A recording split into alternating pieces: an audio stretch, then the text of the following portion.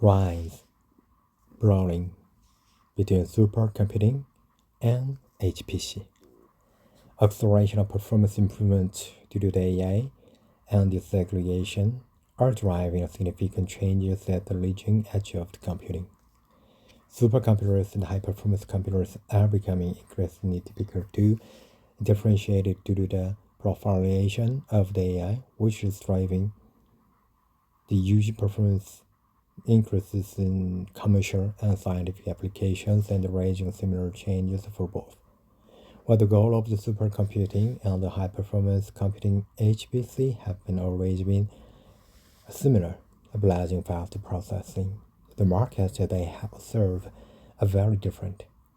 Supercomputers such as those on the top 500 list typically are showcases for scientific and academic computation, with performance often measured in exaflops. HPC, on the other hand, targets more conventional applications using high bandwidth memory, faster inter-process communication, and a huge and high number of floating point operations per second, flops. But with the focus on AI training and inferencing, similarity are growing between these compute architectures. Fundamentally, HPC is based on the high bandwidth memory access, fast and low latency inter-process communication, IPC, and lots of single and double precision flops. Explained Paul Highlander, chief architect at Alien. In the last 20 years, the HPC has been lighting on the cocktail of the server-based computing because the HPC doesn't have high enough volumes to justify dedicated networking, processing, and memory development on its own. Now, with the massive expenditure growing toward AI computing, there is a renewed emphasis on higher bandwidth memories, higher bandwidth networking, and better summer solutions, as well as, importantly, chiplet solutions to enable scaling the amount of compute per node. Today, supercomputers can split two basic categories. There are supercomputers that are purely process-based, including those that are accelerators, often GPUs and the like, said Ashley Stevens, director of the product management at Arteris. There are classes of problems that have code goes back years. Some of it goes back even the 1960s in scientific areas like nuclear modeling and so forth, and that can only run on general-purpose computers. But then there's a class of problems that are newer and can be recoded to run on accelerator systems as well. So at the moment, the highest performing system that the most energy efficient two systems will have accelerators, often GPUs. Specifically, one makes a computer a supercomputer that it contains a node with coherent interconnect as well as a node-to-node interconnect, so they communicate to each other. Typically, message passing interface (MPI) is issued, Stevens said. So there are ways of splitting up problems to run on multiple nodes with an MPI between two, or sometimes remote DMA or DMA, where one computer can DMA data to another. That's what defines a supercomputer. They have inter-system communication. Hybrid strategies. AI has a profound impact on both supercomputing and HPC, and the integration of CPU and GPUs in a heterogeneous environment has evolved significantly over the past 5 years. GPUs, once primarily used for gaming in between Bitcoin mining, are now essential for accelerating computing tasks in AI, and what makes GPUs so popular is they're able to scale. Everything boils down to the number of cores you put in a system, said C.V. Aurora, director for ASIC IP solutions at ARPA Wave Semi. It depends. If you're gonna toward HPC data center, or you're looking at the DPU, CPU kind of market. HPC and supercomputer are both aligning in the same direction. As number of CPUs you can put on a system that define what market you're gonna to support. This kind of a mix and match granularity has opened the door to hybrid system combining classical computing and supercomputing and even quantum computing to meet the performance, reliability, and security needs of various applications. There's a revolution of supercomputing in general. Said Simon Lance, General Manager Energy Unit Leader for Process and Data Management in Keysight Technologies.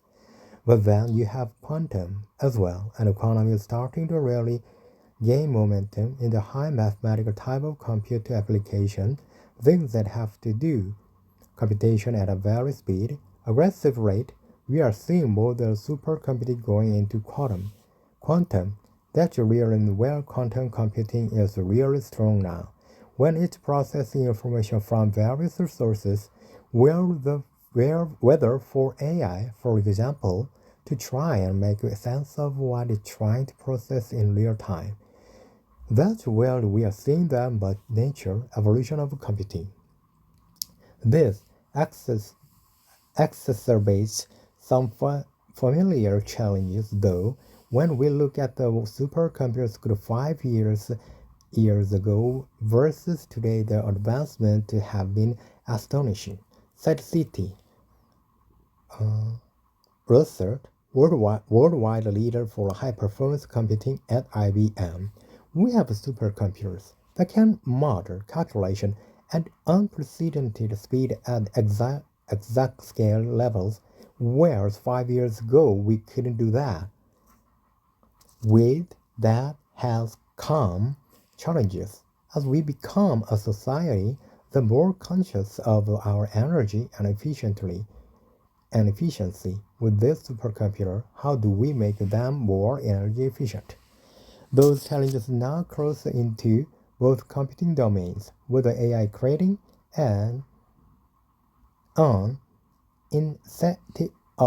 insatiable demand for more horsepower to train multimodal models and solve massive and complex computer problems.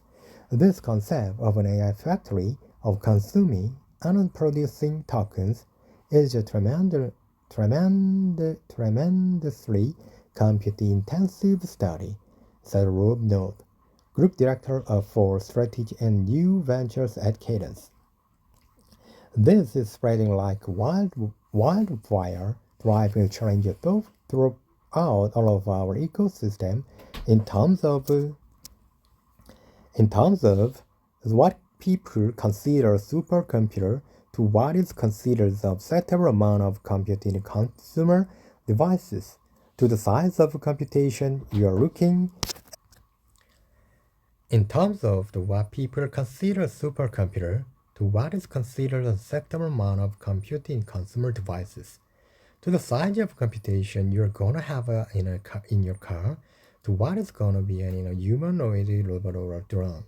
There is a huge amount of the compute that's required, and each one is requiring different things in terms of the power computation.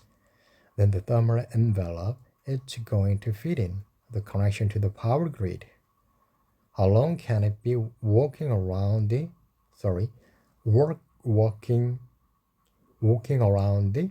or flying around without needing to get recharged? It's fascinating, beautiful, terrifying, and inspiring how this word supercomputer is being changed because of AI, and how it changes AI.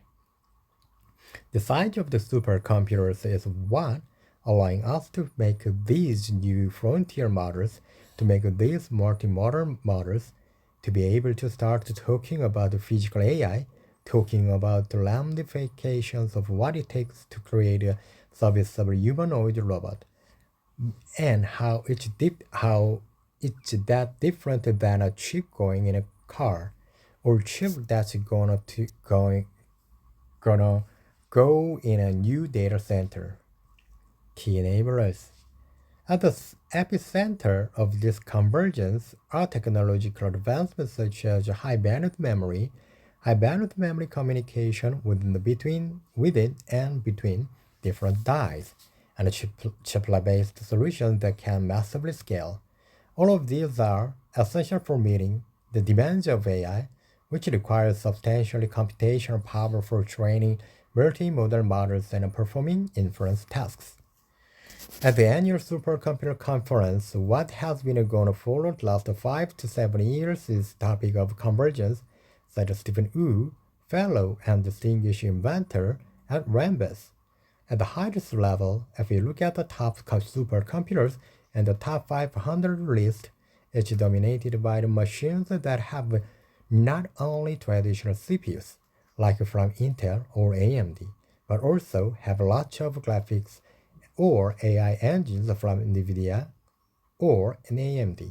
If we look at these specialized AI clusters at a high level, it's now really different. As for the ratio of how many AI engines there are,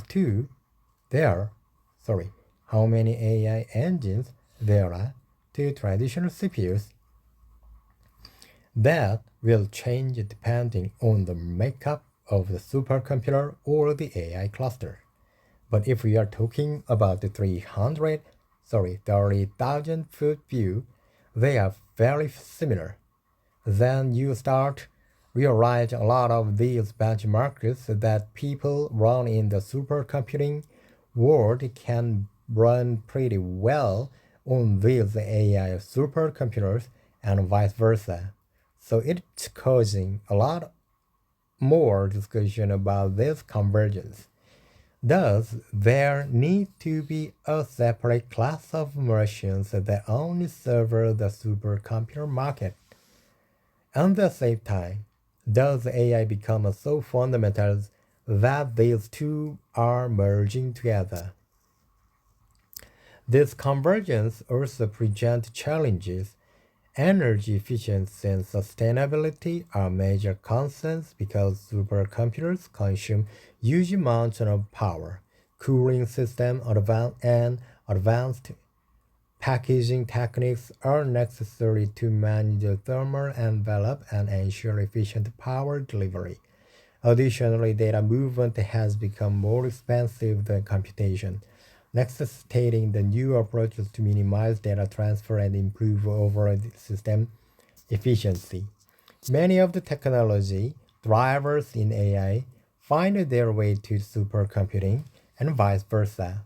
If you look at the supercomputing programs, those are mostly driven by nations who said the US has programs that are run roughly every 10 years, and every 5 years or so, there's a new supercomputer that comes out. So 5 years is spent studying and thinking about the prototypes and things, and 5 years is spent on execution to build the machine. And three biggest supercomputing programs include one sponsored by the US. Japan has always sponsored by a big one, and then China has its own program. And the last time the US did one, it was called the Exascale program. The US traditional has said the next bar is gonna be 1,000 times more performance than the previous machine, and it was called Exascale. Also, the US government works with the industry and provide a lot of investment money for both academia and industry develop new technologies, and then those technologies find their way into supercomputers, and they found their way into commercial products as well.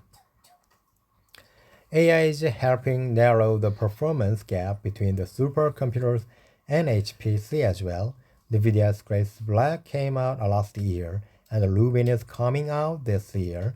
So you see this 1 year progression with these amazing increases in performance.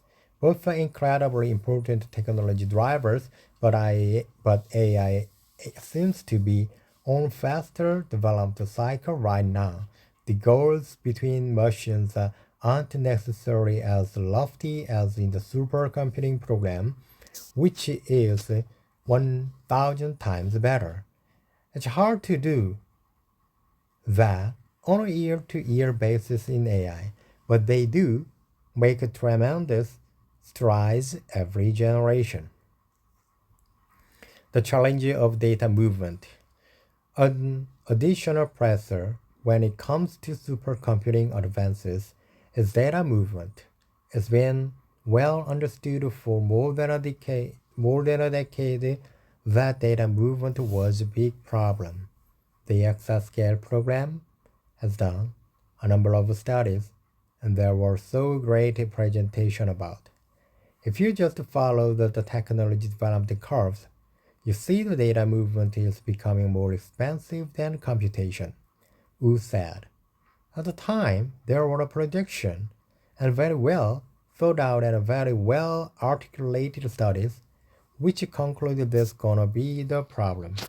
There are a couple of ways to deal with that. You either bring component closer together or you find a way to build what people now call super chips. In the past, what had been problems was electrical. Chip size could only be so big.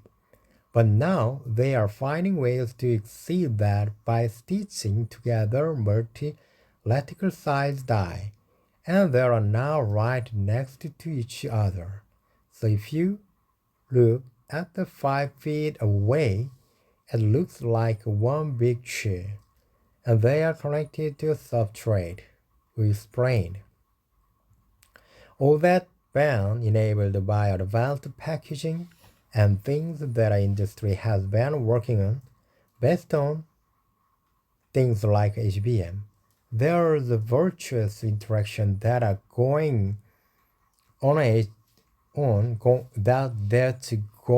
going on in AI, HPC, and supercomputing. World physics doesn't change the problems a bit, and they have their own little differences. But data movement has been shown to be one of the biggest problems. You can logically say, let's not move to the data very far, but then introduces other challenges the industry has to solve, like a thermal. So how do you deal with thermal? We know liquid cooling is destined to become a mainstream in the next couple of years. And the other challenges is power delivery. How do I get the all watts, current, and voltage into this relatively small area? We are not used to doing that. It's not that can't do it. It's more like finding the economical ways. And how do you do it in a very manufacturable way?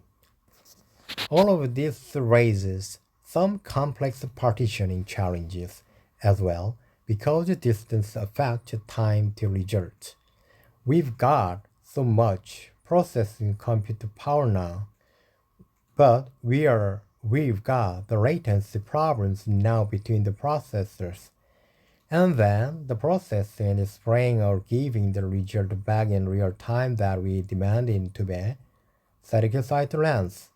That's part of where we borrowed from supercomputing. It was just a computer computing something. It's just sharing the information and bringing it back to the dam make a decision within the millisecond. Accuracy now an issue. AI adds another issue. Unlike a traditional computation, AI is probabilistic, so the results are based on distribution, which are not always completely accurate. This is not acceptable in supercomputing.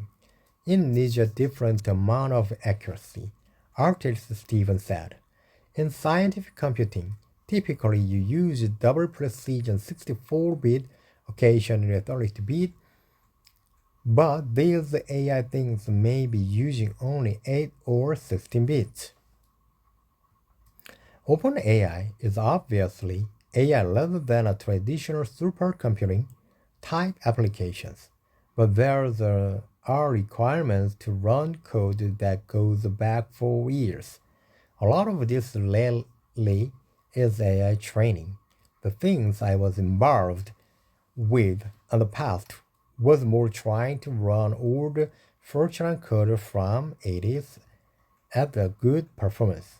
Today, the most efficient machine code, sorry, the most efficient machines are ones with accelerators, because generally speaking, the more specialized the hardware is, the more scientific it is, the more general purpose it is, the less efficient it is.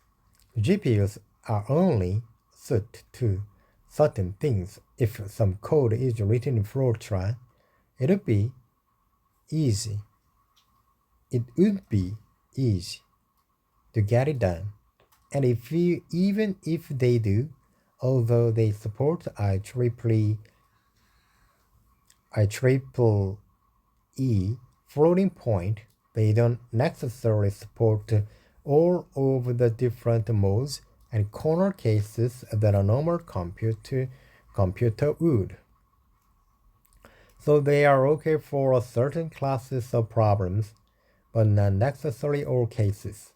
What we see now is probably more and more specialization, especially in AI.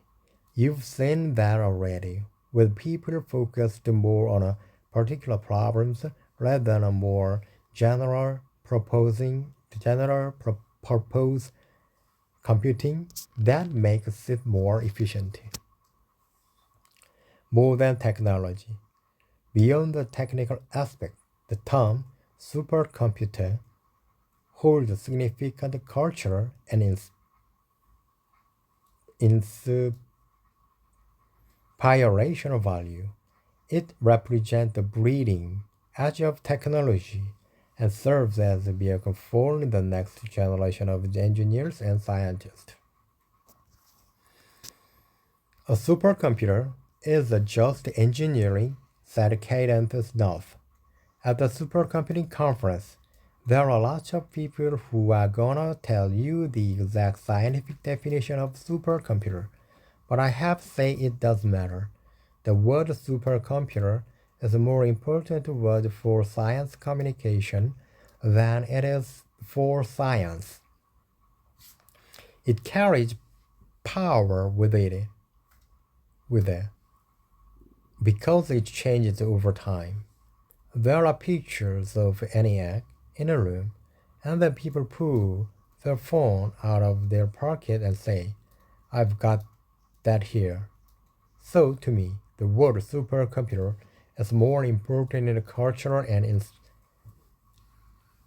inspirational context than it is in technical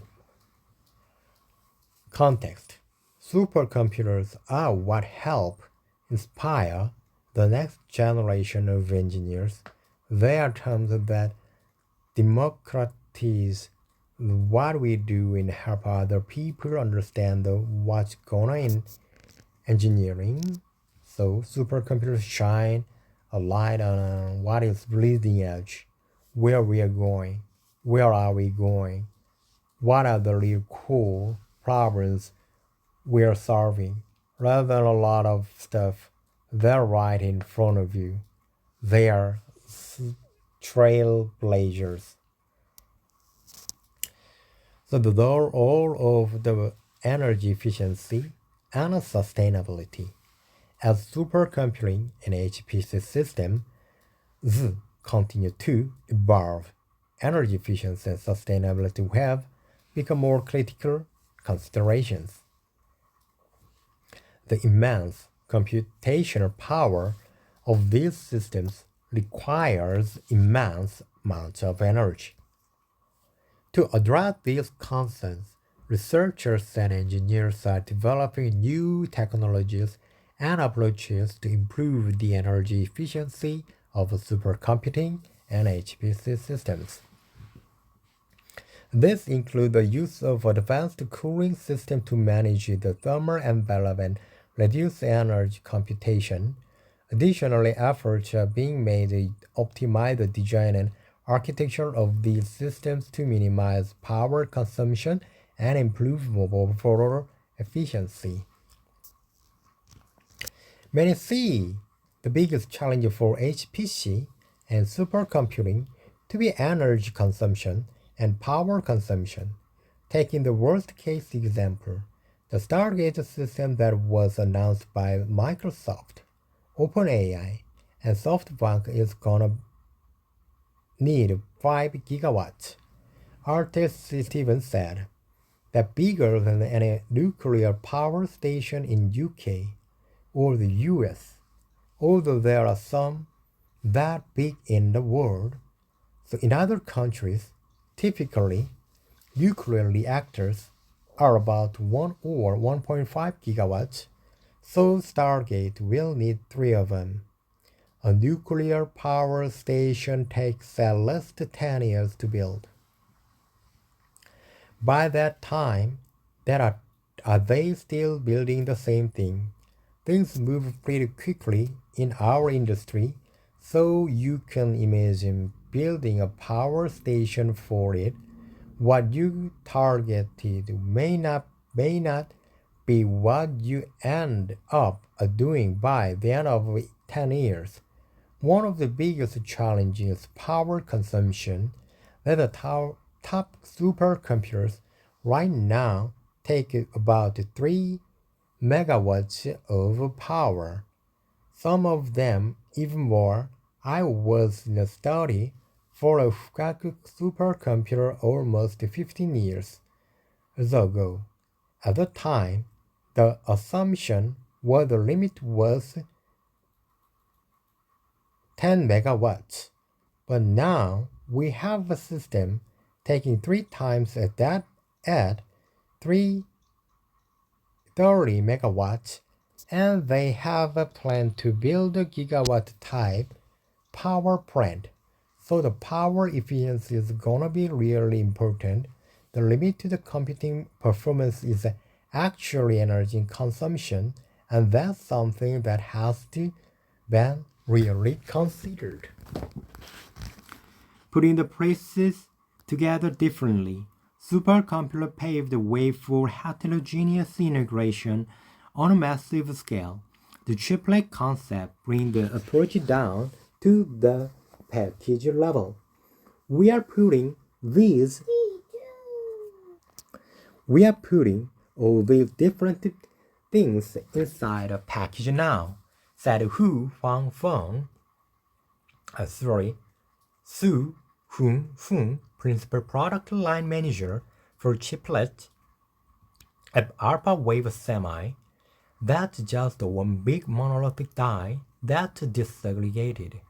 Then we are putting all that into a package, which is a system in package, and we're building these things out for AI ML because we're seeing the huge driver of lots more data in the data center, and doing the LLM training for AI and doing inference. Depending on what types of cores that we put inside of the compute, that's the kind of performance that we can get out of it. So that it will be specific for the application use case, depending on the type of core, depending on how many cores you use. So in a supercomputer, or is that a high performance computer, or is it something in between?